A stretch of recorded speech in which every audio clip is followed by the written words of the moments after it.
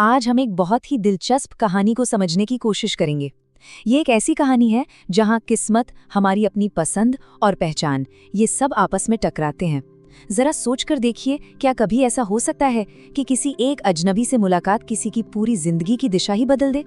चलिए आज इसी कहानी की परतों को खोलते हैं और देखते हैं कि इसके पीछे का मतलब क्या है। कहानी की शुरुआत ही होती है इस रहस्यमयी और काफी गहरी बात से। ये लाइनें एक ऐसे पल की तरफ इशारा कर रही हैं, एक ऐसे बदलाव की तरफ जिसने हमारे नैरेटर की जिंदगी का रास्ता ही मोड़ दिया। पर आखिर वो पल था क्या? तो चलिए मिलते हैं कहानी के मुख्य किरदार अनुपम से। 27 साल का एक नौजवान। देखने में तो उसकी जिंदगी एकदम सेट है, परफेक्ट है, लेकिन सच तो ये है कि उस जिंदगी पर उसका अपना कोई कंट्रोल ही नहीं है। तो कागज पर देखे तो अनुपम एकदम परफेक्ट दूल्हा है, पढ़ा लिखा है, देखने में अच्छा है और सबसे बड़ी बात, पूरी तरह से आज्ञाकारी।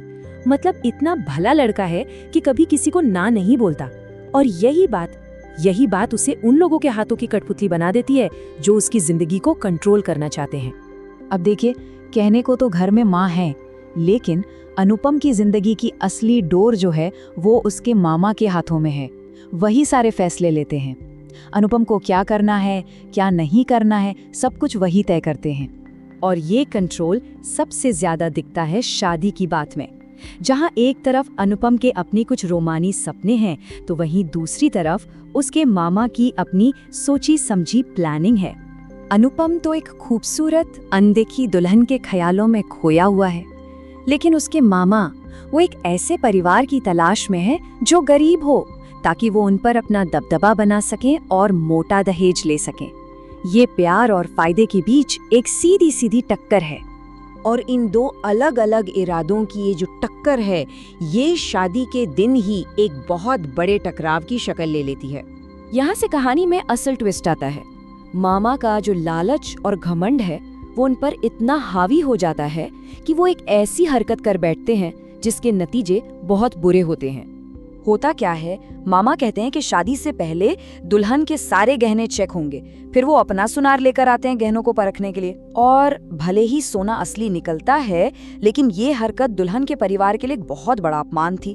तो लड़की के पिता शंभुनाथ बहुत शांति से ये शादी तोड़ देते हैं। और बस इस एक शांत लेकिन बेहद मजबूत जवाब के साथ शंभुनाथ अपने परिवार की इज्जत वापस ले आते हैं।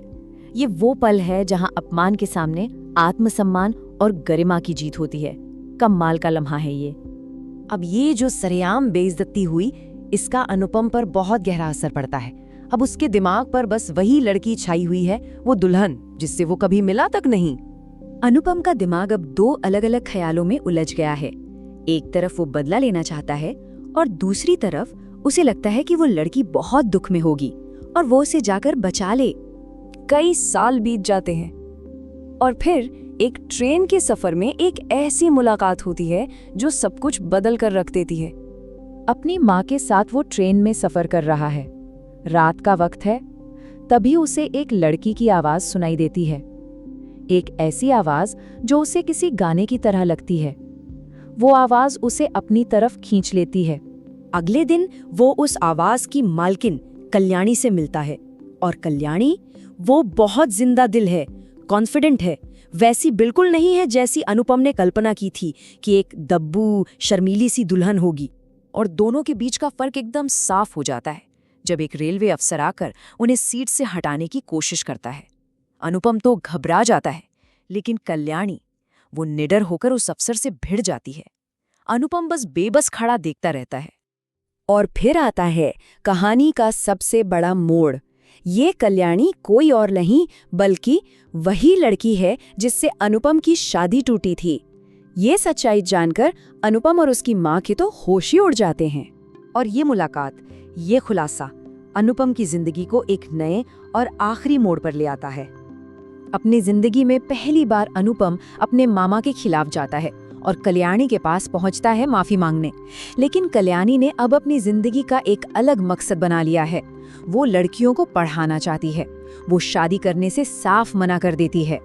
अनुपम को वो पत्नी तो नहीं मिली जिसकी वो कल्पना कर रहा था, पर उससे कुछ उससे भी ज्यादा कीमती मिला, आजादी और जिंदगी का एक असली मकसद। वो आखिरकार अपने मामा के कंट्रोल से आज़ाद हो जाता है। अनुपम की ये जो पूरी यात्रा है, ये एक बेबस लड़के से एक ऐसे इंसान में बदलने की कहानी है जो आखिरकार अपनी किस्मत अपने हाथों में लेता है। तो कहानी हमें एक बहुत गहरे सवाल के साथ छोड़ जाती है। क्या असली खुशी वो पाने में है जो हम चाहते थे, या फिर वो इंसान बनने में है जो हमें असल में बनना चाहिए था?